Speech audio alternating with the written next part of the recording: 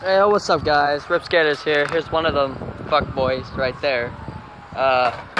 This is our first video, so it's probably gonna be bad, but we're gonna teach you how to Ollie. Why the hell is your light on?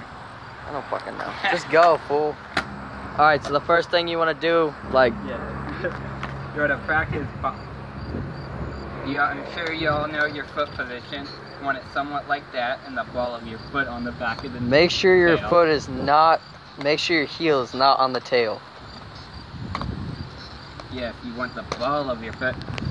Then, you want to practice doing this till you're comfortable. Let's say you know that motion. And then you want to do this step, especially if you're not used to it, the dragging part, which I would probably definitely use older shoes.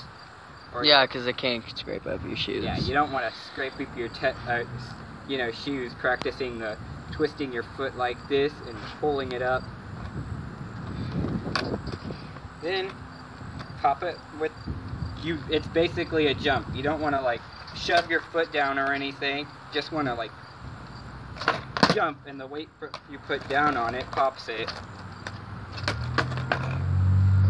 Alright, and you want to make sure that you're completely comfortable with your board and you know how to ride it. Because if you don't know how to do that and you can't ride on your board, it's going to be very difficult for you to, you know, do an Ollie. Oh, definitely. So, ride around for a few days, maybe a few months, make it a year. You just make sure you know how to get comfortable or be comfortable on your board. Because if you're not comfortable on your board, it's going to make it hard to make a jump and make an Ollie. Alright, wrap it up for the final step. And if you want to do an Ollie while moving, one thing I think is something to mention is when you're popping it while riding, it's going to feel like it's, you know, you might scrape it a couple of times, making, you know, it very uncomfortable and you can land funny. But that's just something you got to get used to. And also a good step for that is just pushing your foot out like this so you get the outward motion. Okay, and when you do an Ollie, you want to start it out with jumping with one foot off the ground, because it does, I understand that part, because it does make it more comfortable.